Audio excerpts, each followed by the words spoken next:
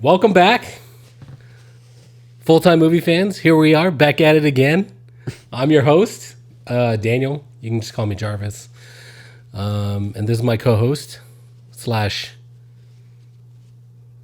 good buddy, Michael, or as I like to call him, Magic Mike. There we go. So, yeah, Magic Mike 2. Yeah. So we've done Multiverse of Madness. We've done Everything Everywhere All at Once. Mm-hmm. Those are connected through the multiverse. Yeah. Concepts, right? Canonically. Yes. And now we're jumping into Shang Chi, which is connected by Michelle Yeoh, who is also in the MCU, which is where Multiverse of Madness happens. Which, who knows, maybe where Everything Everywhere All at Once happens. Maybe. You know what I mean? In one of those universes where she's this, she was a movie star. Hello. She was a movie star in that one universe. That's true. Maybe in that one connected. she played. Yes. Okay. See, we've got a theme here. I see you, Daniel, and Daniel, and Daniel. Yes. Thank you. I wish I was the third Daniel in the Daniel duo. Would be a Daniel trio, but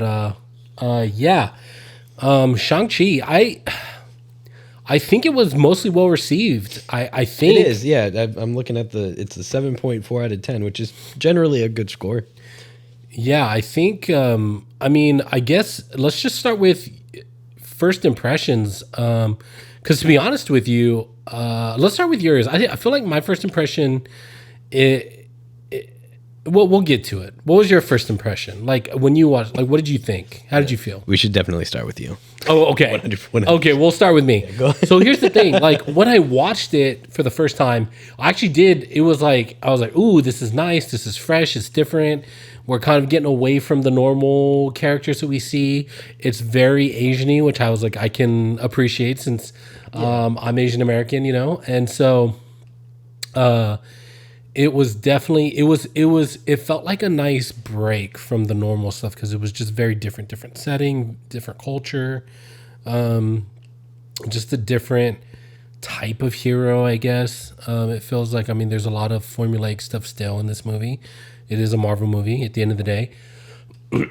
But I will say that, like, I went to go see it for a second time with a bigger group of friends. You saw it in theaters both times? Saw it in theaters both times. I think I saw it. I don't know if I saw it alone the first time, but I remember the second time I saw it, I did see it with 3 of my other friends. And I remember us having a conversation in front of the theater, and they were like, well, 2 of them hadn't seen it. And me and my friend Clint, who I mentioned a lot already on this podcast, had both seen it already. And we both had a similar type of, like, we were just like, yeah, it was pretty okay, I think. I was like, it was good. But it wasn't like a hard, like, whoa, this movie was great. And so the other 2 were kind of like, oh, okay, well, let's go watch it. When we came out of the theater, so I was very curious. I said, hey, so what did you think? And he was like, yeah, the other 2 guys were like, yeah, it was pretty good. It was okay. It wasn't the best. But me and Clint, or Clint and I, depending on grammar or whatever. Yeah. Get on him. Yeah, I know. Roast me in the comments or whatever. Clint and I, when we reflect on it, we're like, you know what? I think I liked it better the second time. I think the first time I watched it, it was just kind of like, you're trying to absorb everything. It's a lot of your mental, like you're adding new stuff. I think the second time watching it, I was just able to appreciate, since I knew kind of the story already and I knew what was going on, I was able to focus more on the details, the acting, and some of the other visuals and plot storylines and things like that maybe the first time were missed or whatever. I can't exactly tell you why. I just know that the second time after I watched it, I was like, whoa, I actually think I really liked it. I was like, I think that was a pretty great movie. So for me, it went from it was okay, it was good, to wow, I really liked it. And there was a lot of reasons for that, and we'll get into them. A lot of it had to do with just the actors, and especially Tony. I don't know how to say his last name. Leong, Papa Chi. Yeah. Dude, that guy is. Chi Wai Leung. Yeah. I'm so sorry. Dude, that guy, that's one of those actors, like, if you had talked to me 10 years ago, I mean, unless it was obviously bad, like very obviously bad, I probably couldn't tell you the difference between like a good actor and a great actor. Tony Leung, this guy is like peak phenomenal actor, dude. Like he just stole every scene he was in. He was so like he just melted into the story. Like you never for a second thought this guy was an actor in a movie. Like you thought, oh, he's this guy that I'm seeing. And so to me, that was phenomenal. We'll talk more about that later. But so my impression went from it's good, I liked it, to wow, I really like that. I think it's a great movie. So that's how kind of went for me. It was the second go around. You're passing it off? Yes.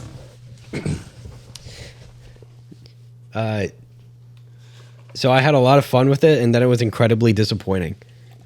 Almost that quickly too. They spent a lot of time building up this, I guess, like this regular world that he was breaking into and learning how to fight and receive information about like his family, where he comes from, his past, and how he needs to resolve the things of the past. And then spent like what felt like 20 minutes at the end of the movie showing up at I don't remember the name of it, but the place Tallow. the place that no one could reach ever, right? Impossible to reach. Anyways, they get there. They go, wow, hey, look, we never thought you'd get here. We have to teach you to fight. Also, they're here now. Also, there's a big fucking dragon. Yeah, but the little furry no-face creature helped them get there. I do like that. So plus 10 points for that little creature alone. But the rest of it, my issue is less with the way that it happened and more so the amount of time that was given there, because it felt like they were building up to something, and then they went, oh, by the way, we only have like 30 minutes left for the movie, so we have to do all this. So this is where it all happens now. Instead of being like, hey, there's a whole build up here, and then something else happens, and then they show up to the place, or they show up to the place earlier, have to go back, have to show back up again or something. But the fact that it was like, this is the world that we're playing in, this is the world that everything's happening in, fuck that now, this is it. Did not sit well. Let me ask you this.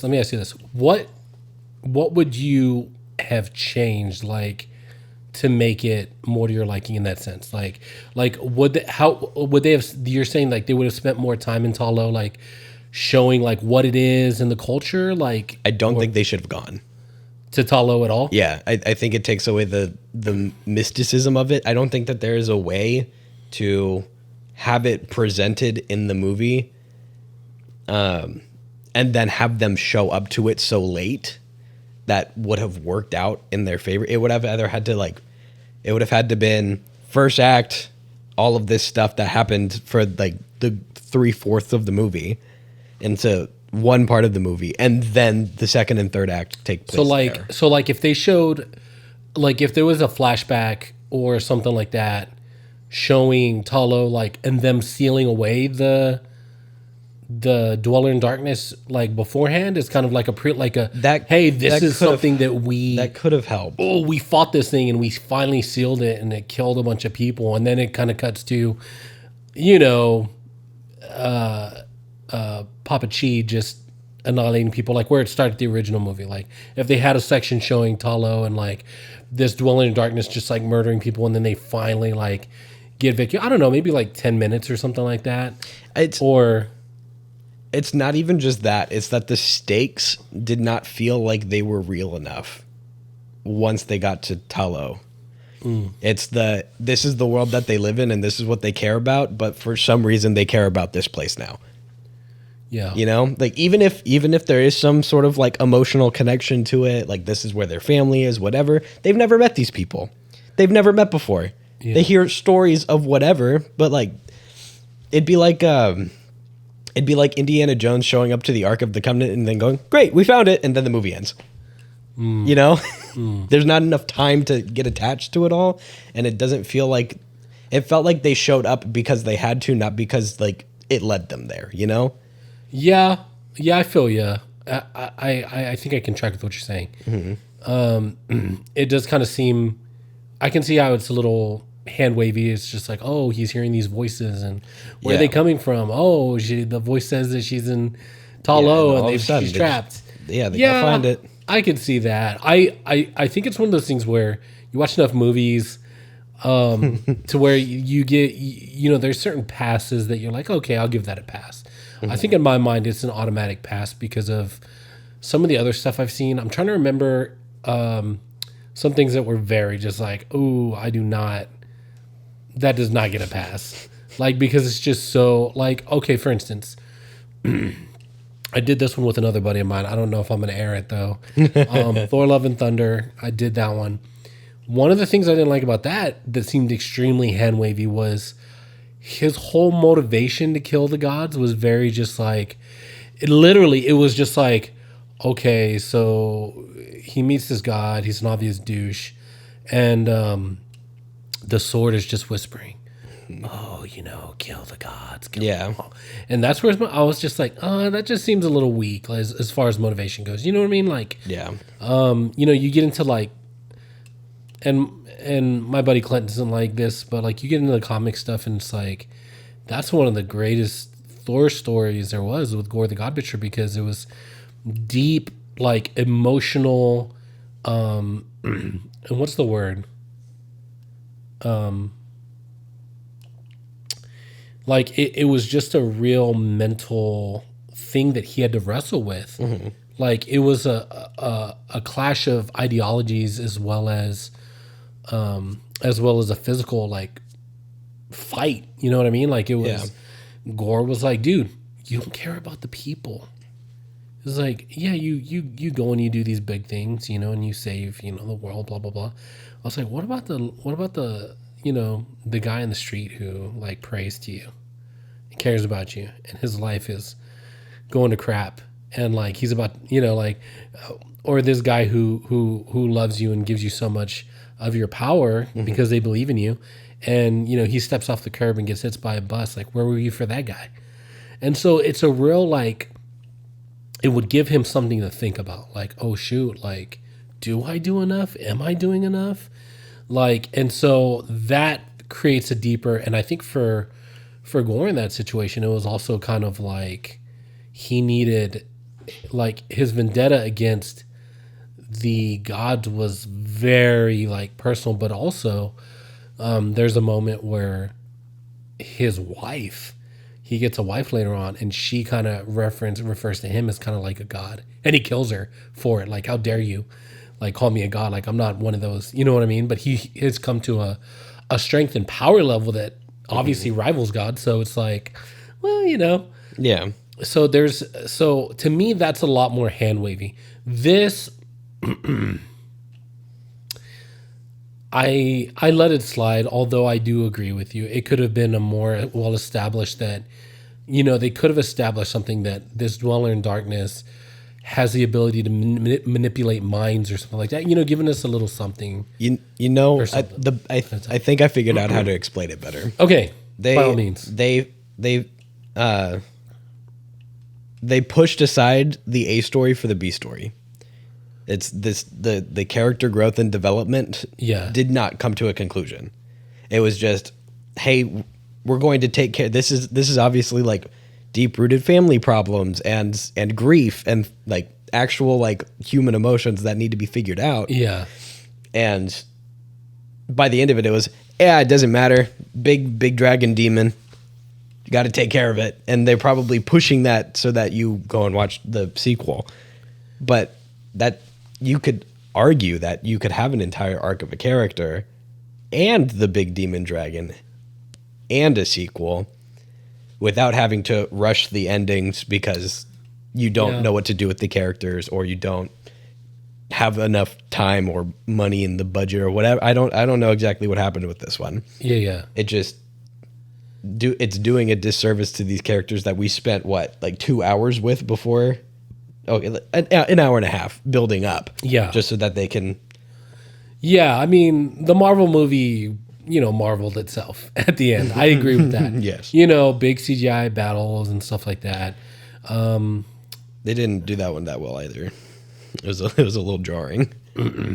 Yeah. I do like the fact that they try to stick with the classical kung fu movie style, where they don't do like the close up shots of all the action, but it's more of a like wide look. Everybody's actually doing this, and they're actually talented. Yeah. like that's always good. Well, let's talk about that, because I think that's one of the best parts of Shang-Chi is the choreography and the fighting styles. Obviously, they took a lot of inspiration and used a lot of people that are connected to like, Jackie Chan style movies and stuff like that. I think a lot of stunt coordinators and people who had worked with Jackie Chan and in China with all the the wire stuff. Yeah.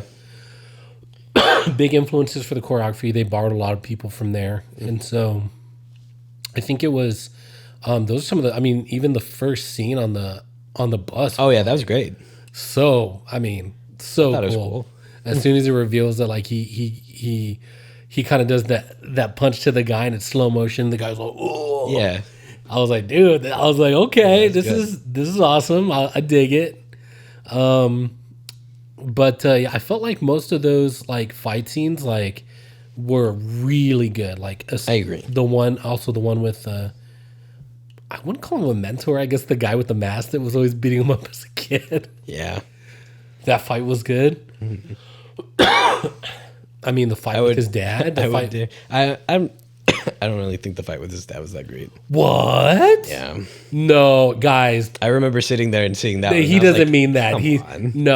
That was do. really good. No, it was great. I loved it. It was so okay. Well, the fight was good. I'll say the fight was good. What didn't you like about it? The motivation, and how it came to a conclusion. It was a Deus ex machina. Okay. Are you familiar with the phrase? Yes, but a Deus ex machina is a Latin phrase for God the machine, and it refers to not a change in character, but the will of God coming in to save the character. Oh, okay, yeah. So the Deus ex machina was, you don't get the rings anymore, I do, and then that was the end of it. Well, I would argue they did preface that with his mom. The energy and the power that they get from this other dimension, technically, because it's another dimension connected to our world. They had to go through that little cave tunnel portal. Allows them to interact with whatever these rings are, which we still technically don't know. Yeah.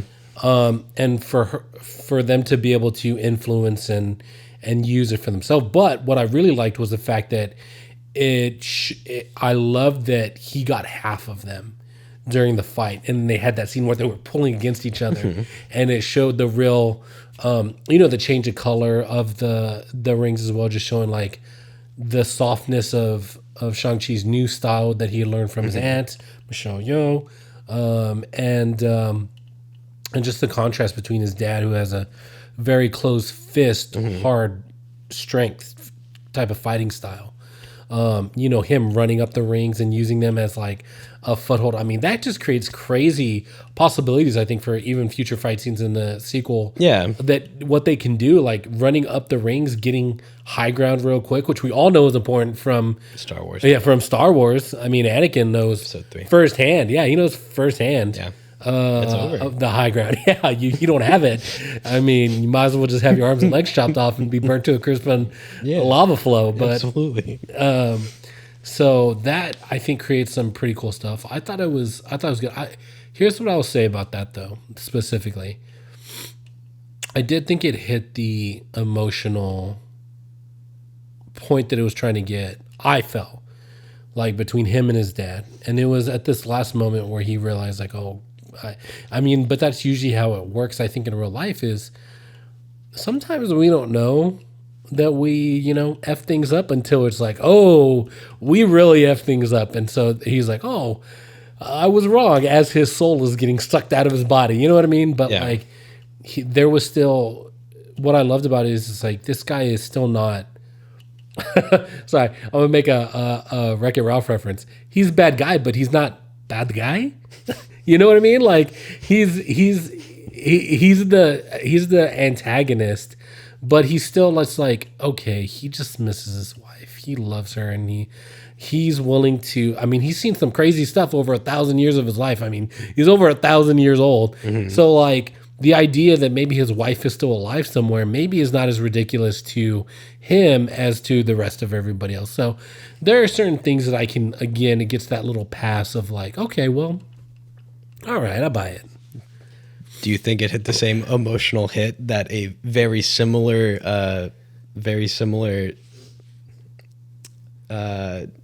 character arc was with Everything Everywhere All at Once?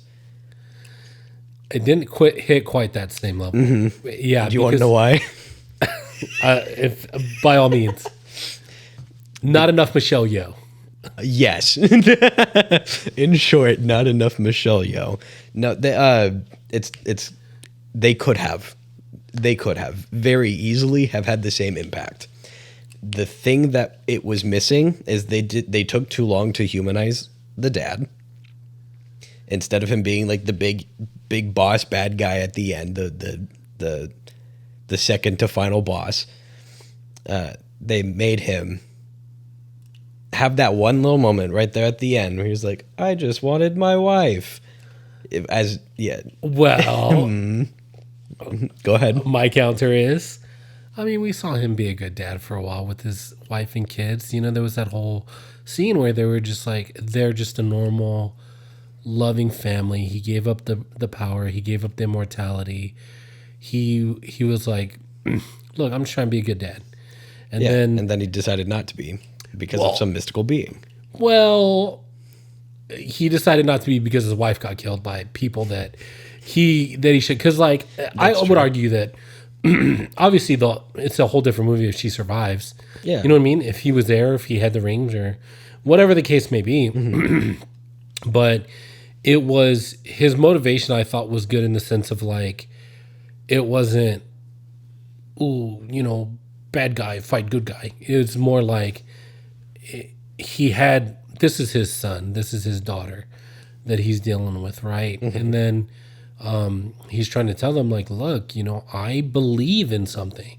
Mm-hmm. And what I believe is your mother is still alive. And if there's a chance that we can be with her, I get it. Like, I get when he says like, isn't mm-hmm. that worth fighting? Like, isn't that small chance that she's alive, it's not worth investing, worth fighting for?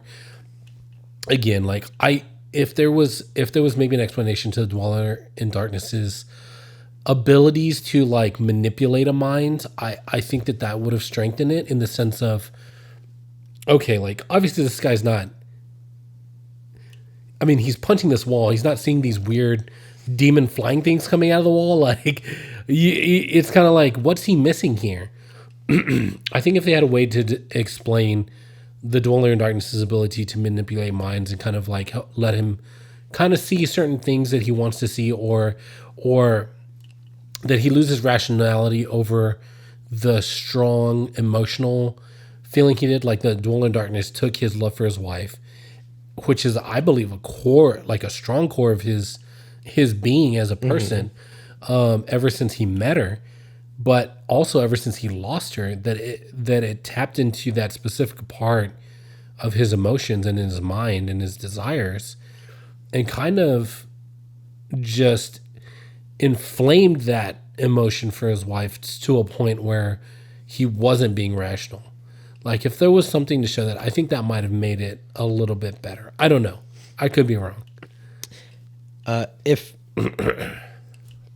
there's a lot of character choices that they could have definitely had made to make that part a lot stronger. It feels like the way that they were building it up is that it was going to be a big moment of hey, you don't have to do this, and then them having that struggle to be like, hey, no, you really don't have to do this until one of them wins. Yeah. And it didn't matter. Yeah. And I can understand the emotional aspect of, hey, it doesn't matter. Like, that could be a very valuable lesson for them to both learn and then have to overcome. But that's not how it played off. It played off as, look, this is the struggle that we're having. It doesn't matter though. So why have it?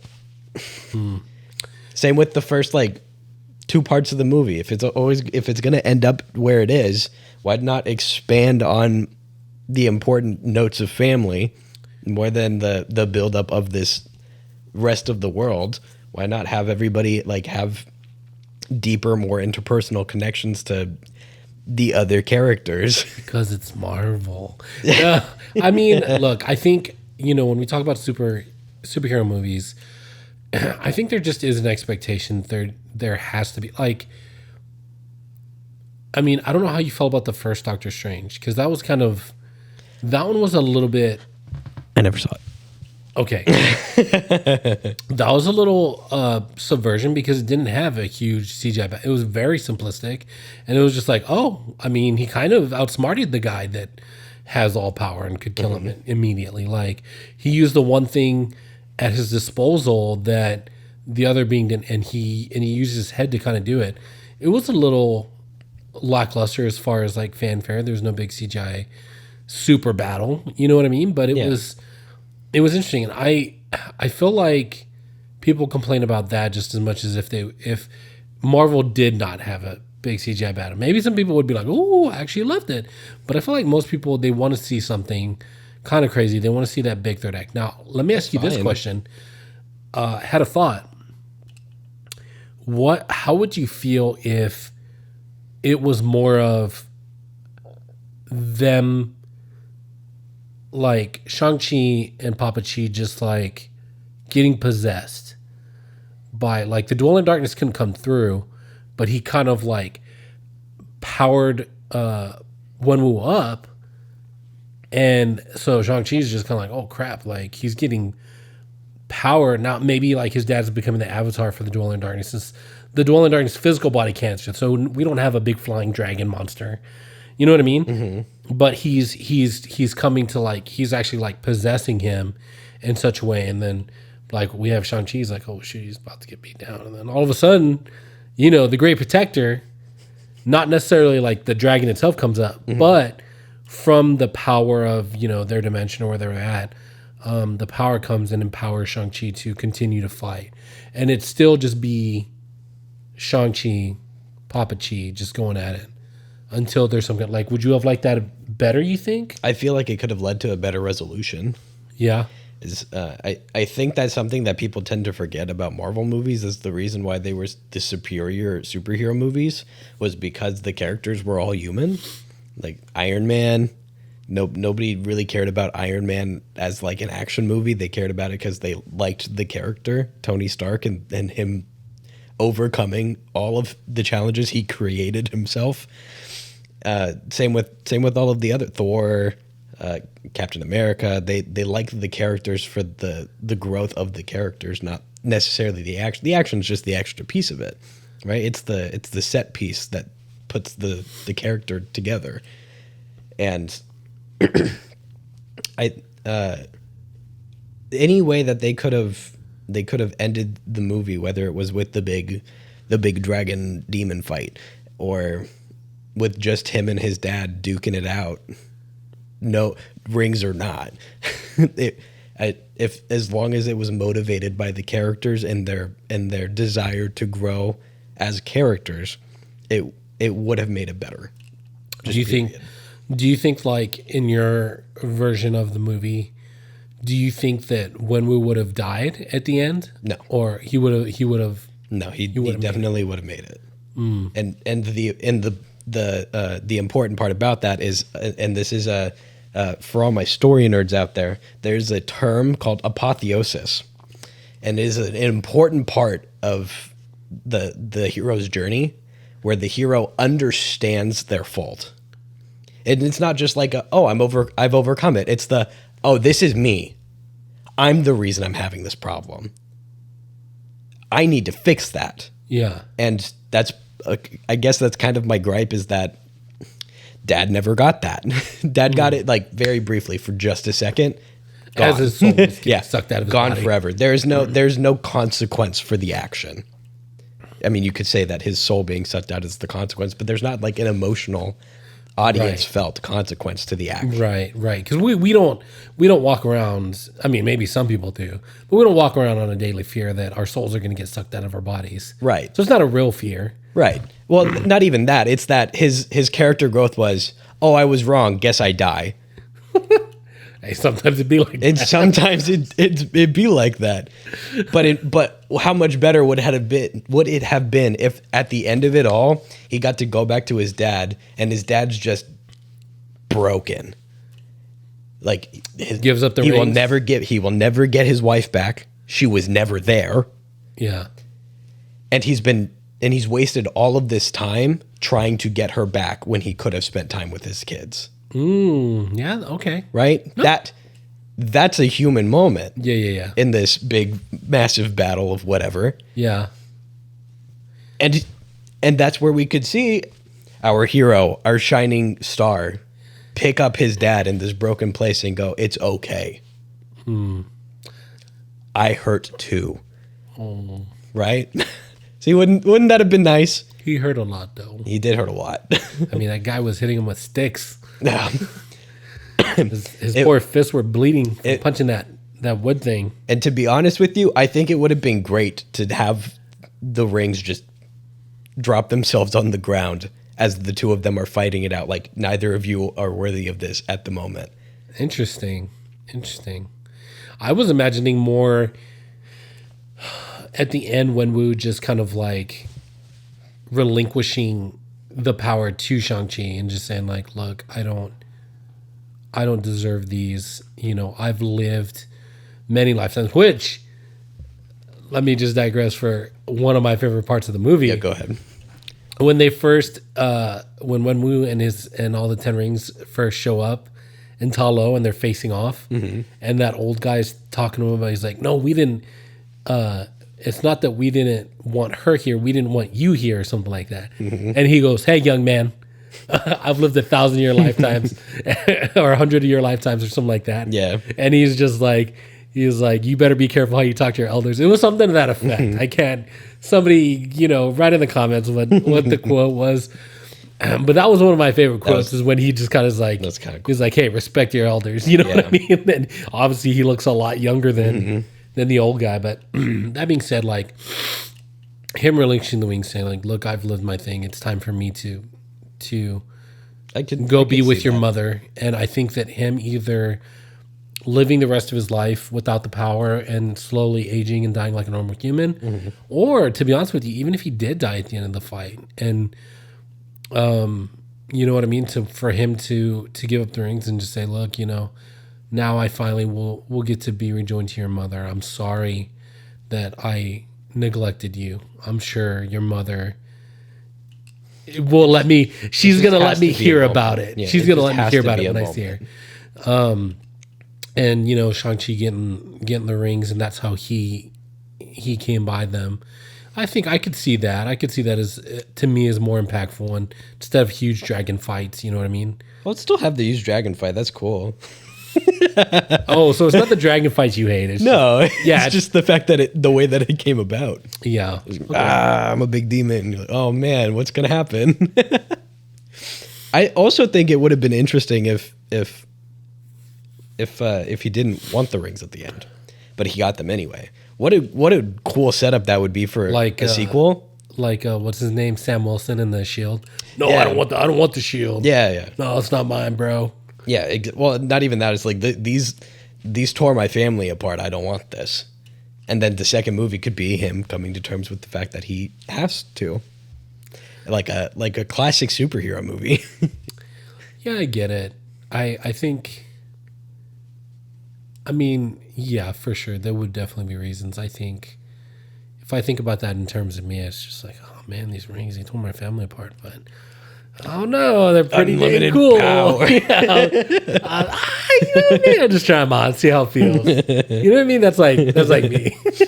I mean, especially That's in our world, like it's just Might have torn my family apart, but it might be different for they them. kind of did it to themselves, you know? Yeah, like I'm different than them. Like obviously, I've seen how not to do it, so Yeah. I think I know how to.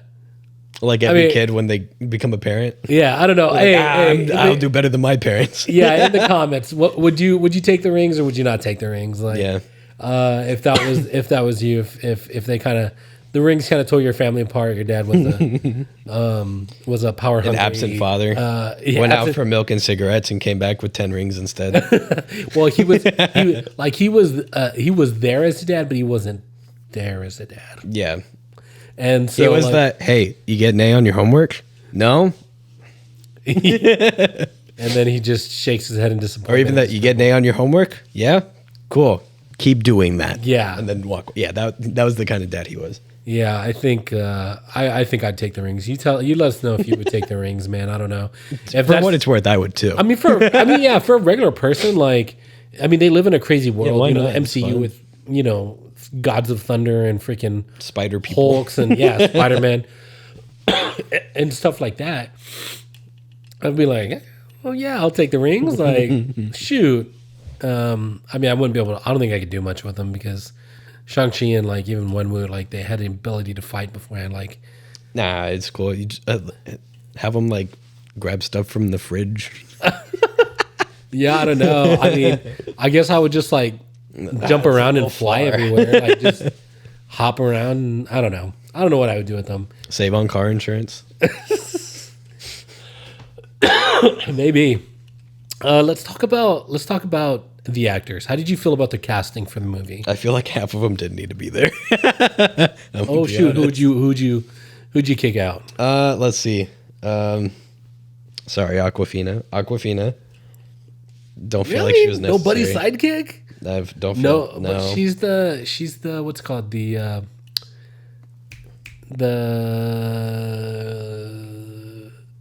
yes. the comedic Relief. Yeah, the comedic relief. Yeah, but it's as you said, it's a Marvel movie. Everybody's a comedic relief. They all have their moments. Yo, and Black Panther Wakanda wasn't. T'Challa wasn't. That's okay. He would never crack a joke. Good. That makes him better than everyone else. Rest in power, King. I mean, Okay. of the top No, build Awkwafina. cast. Yeah. Okay. Of the top build, that's it. I feel like most of the side characters are just side characters. I just forgot. I just remembered. Freaking what's her name from Everything Everywhere All at Once is in this movie as well. Stephanie? Yes. She was in this movie as well. Yeah, she can stay. Michelle Yeoh and Stephanie. both in Everything Everywhere All at Once and Shang-Chi. Okay. Yeah. Who else? There's just the old lady on the bus, Lynette Caron. No, I'm just kidding. Oh, no. She needs work too. For like speaking parts, the cast was pretty tight. I mean, as I'm looking at it, there's like 6 people who had lines, for lack of a better word. But yeah, I don't think Aquafina should have been in there. I feel like the ending battle was a bit bloated. I feel like there were too many people. I know it's like big epic fight, but I don't think it needed to be. Yeah. I mean, good on you for getting actors more work. Good job. Maybe cut it down a little bit so that you can spend more time on the other things. But I mean, yeah. As it is, I think that's pretty much it.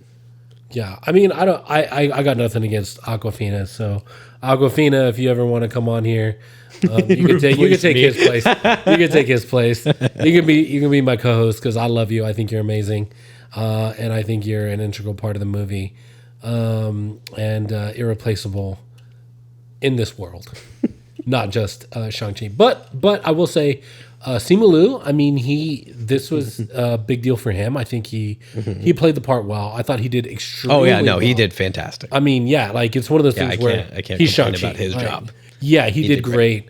Ben Kingsley. Oh, Ben Kingsley. He's always. I love Ben Kingsley just as an actor in general. So, I mean, his parts were funny as well. I loved, just the goofiness of his character. Ever since was it Iron Man? Was it 3? Yeah, I think Iron Man 3. So I loved his character. Tony Leung though. I mean, he's the man. Like for me, like his scenes, like his acting is just so like. I do need to see a lot more of his movies because he's done a lot of movies. And I think this was his first American-made movie that he was ever in. He's a big deal. I'm learning a lot right now. Dude, he's taking a lot in. Dude, he is phenomenal. Dude, when I watched that movie, guys, I'm telling you, like this guy knows how to act.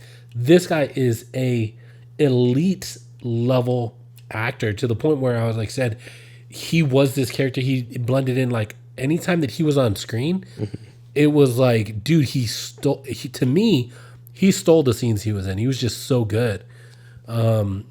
Menacing when he had to be, like kind when he had to be, and just a overall badass. Like the moment when his wife was killed and he found out, and he put the rings back on and he took Shang Chi to the thugs place, and like he just started wrecking them. I was like, yes, dude, like kill all of them, bro.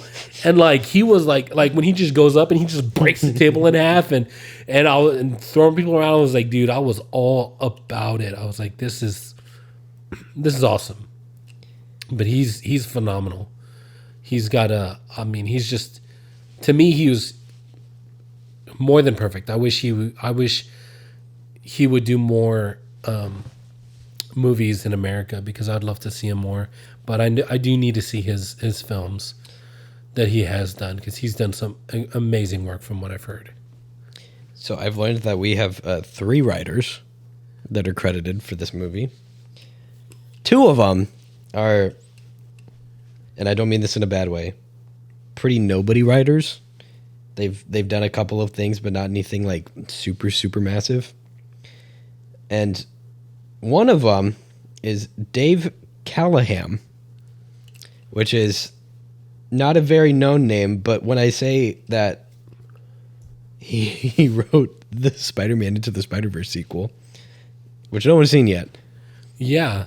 But he's also written, and he's exclusively a writer, for reference, he's also written the Mortal Kombat movie from 2021, Wonder Woman 1984, the Zombieland sequel, Expendables 3, the 2014 Godzilla, Expendables 2, The Expendables, and a bunch of other like weird one-offs.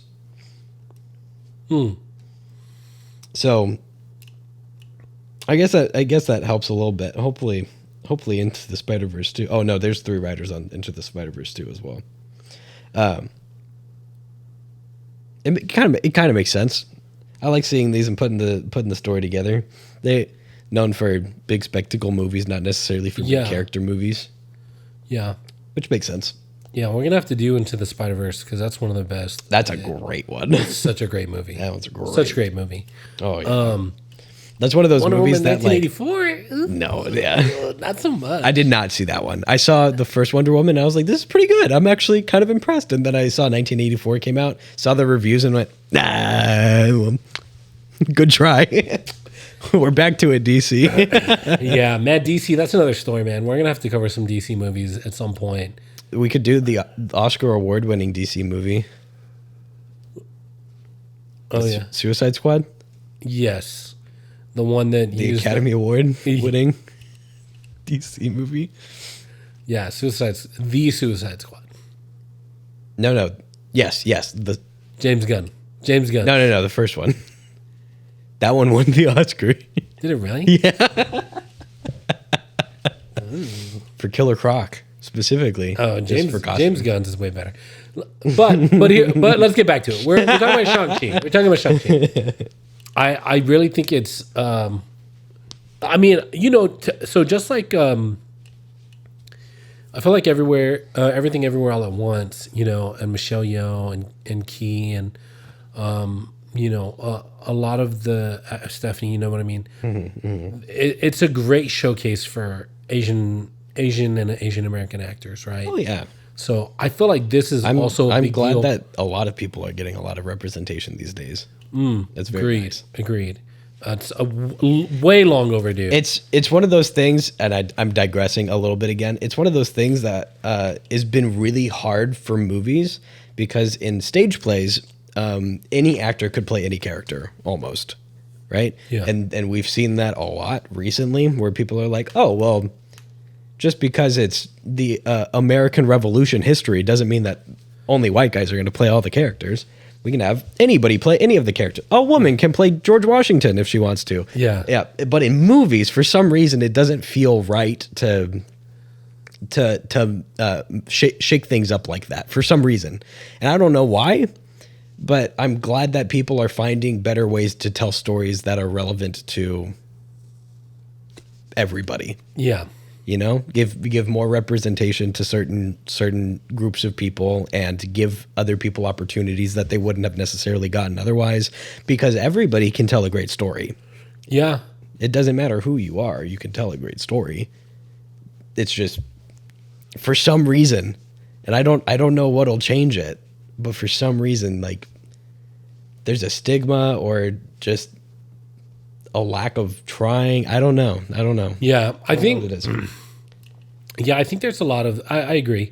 Actually, I think I saw an interview with Michelle Yeoh. She was talking about how as long as the writer director, whoever it is, you know, who is making the movie, is open to collaboration. Like she said that some roles were changed, like from male to female for her, and like even. That's good. And even in Everything Everywhere All at Once, Michelle Yeoh, they created the part for her, and she was going to be Michelle Wang, and she said no, I will not do this movie if you name the character my name. Yeah. She said it needs to be someone different. It needs to be anybody who watches this needs to be able to connect with this character, and they're not going to connect to me, the actress who's been in lots of movies. They need to connect to you know, this could be anybody. This lady, Evelyn. This lady who is doing taxes in her laundromat. Right. So she's done a lot, but yeah. So I know that. I mean, for even Key, like he was saying, like how many years was he out of the business because there was just no work for him. Sybil sent me the speech that he did where he was talking about it. Oh my god, it's so sweet. We're in a new golden age. One of the sweetest men in Hollywood. I mean, come on. Keep him there. Yes, please. Take everyone else out. I don't want them. I mean, anymore. well, he's already got more work. He's good. He's already going to be. Well, he's joining Marvel as well. He's going to be in Loki season 2. Well, hey, good for him. Yeah, I think that's great. I think that's great. You know, I think the TV series I feel like a cool place to be because it's a different format of storytelling. I think it's better. We talked a little about it before. We're going to get to all these things because there's so much to talk about.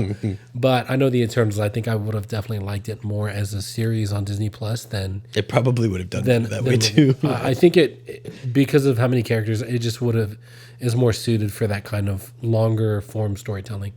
But that being said, I think, you know, Shang-Chi is a first of its kind. Like it is an Asian, and there wasn't very many superhero. There weren't very many return characters either. I don't think there were any actually. Wong and the end credit scene. Just Wong, but that's not Wong even in the regular movie. That was the and Brie Larson. Well, yeah, but that's still end credits. Yeah, I wouldn't count it in the regular story. I don't think there was anybody. It might have been hinted at. I would have to go back and watch, but it was nice. Because that is another Marvel trope, is that they'll like shoehorn in whatever other characters they can get in, so people go, I know that one. Look, that person, they're back. Hey, they're from that other thing. Yeah, exactly. And we didn't have to worry about that. It was a standalone, which is nice. Which was part of the reason why I liked it more too. Is it? I agree with It was that. a little break from the normalcy of like, oh, this person from that movie and that franchise, and they're together now. And like, I remember the 8 movies I've watched with this person already. yeah, exactly, exactly. So A fresh start. yes, Which is nice. I mean, I think one of the better origin stories as far as like, because like, what was some of the newer origin stories? Like Captain Marvel was not great. No. In comparison to Shang-Chi at all. I don't know if there were other... You made the fridge angry. Sorry, that was very loud. The fridge is a Brie Larson fan. But yeah, as far as like recent like origin stories, I thought it was very good. I like the mix up of it. Of the recent ones for sure. I mean, even Multiverse of Madness, we got an origin story, but it wasn't even centered around the character. Oh yeah, yeah. But yeah, I mean, like I said, I think overall it was, for me, it was very enjoyable. I've watched it several times since then, even like just going on Disney Plus and putting it on. It's just there. Yeah, just have it on the background, or just like if I'm just want to watch something that's kind of exciting. I do enjoy watching the fight scenes and stuff like that. Phenomenal. I think they had a great team working on it, and it seemed like it was a fun project. I think the only thing I saw an interview with Tony Leung, and I think he was kind of just over making movies in America. I think he's more used to just how China does things and how he's, so it kind of sounded like he didn't have the best time, which makes me sad because he's, so good. I can't stop gushing over this guy. Tony Leung, if you want to be on the show, okay. There is a stigma for Hollywood movies these days, and it makes sense if you think about it. Is that entertainment is America's biggest export, mostly being movies and music, and because it is such a massive industry, it has lots of rules, regulations, and structure that has pre-existed. Even though it's not been around that long, they already have these like, hey, we know how to do this, we know what works, right, even when they don't. Right. Where other countries get to explore and have like almost free reign to do whatever.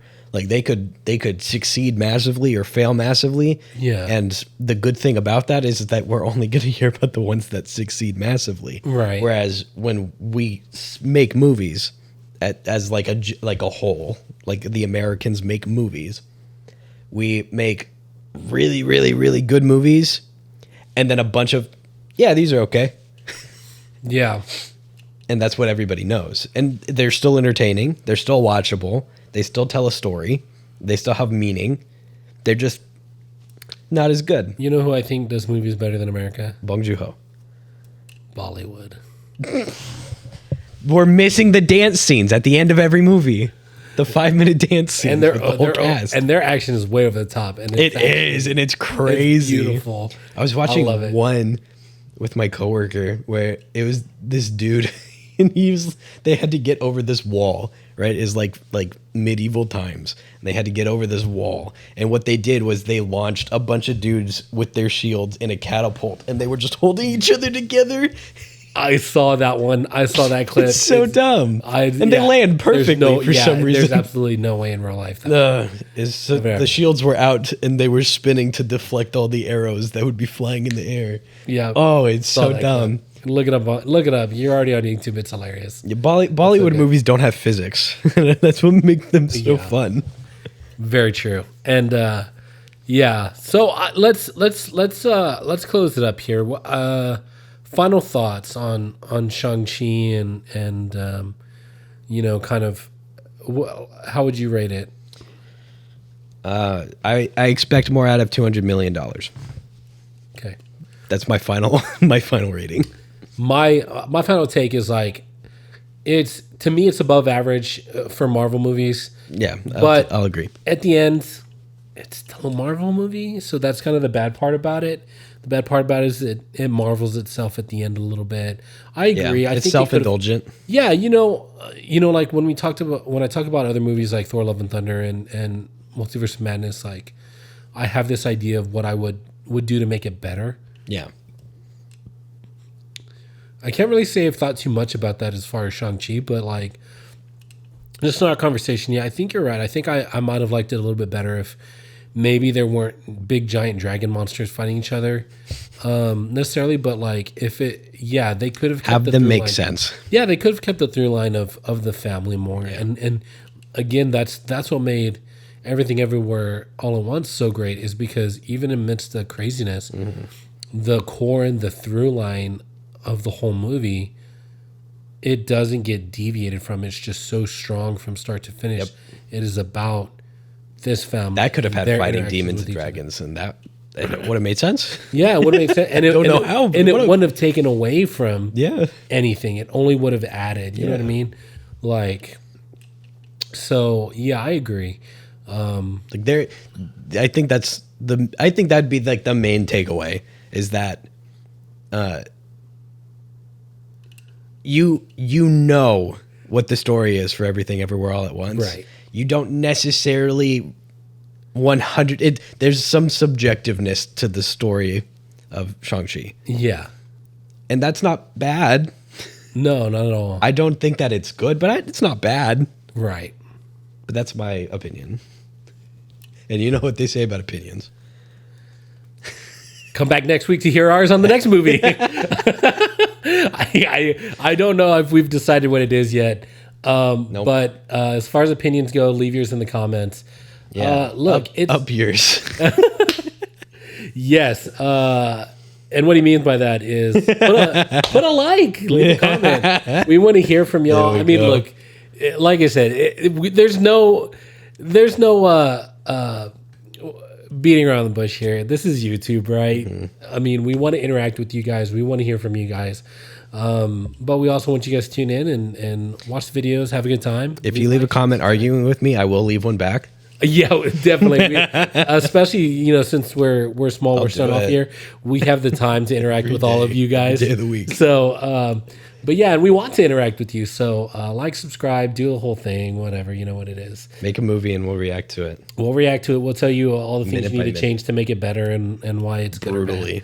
Yes, without beating around the bush, because we don't like that. We That just won't like be being honest. subjective. That'll be just objective truth. Yes, you can count on that from us. So, as always, I hope your day is everything you dreamed it'd be and more. And we'll see you next time. Bye.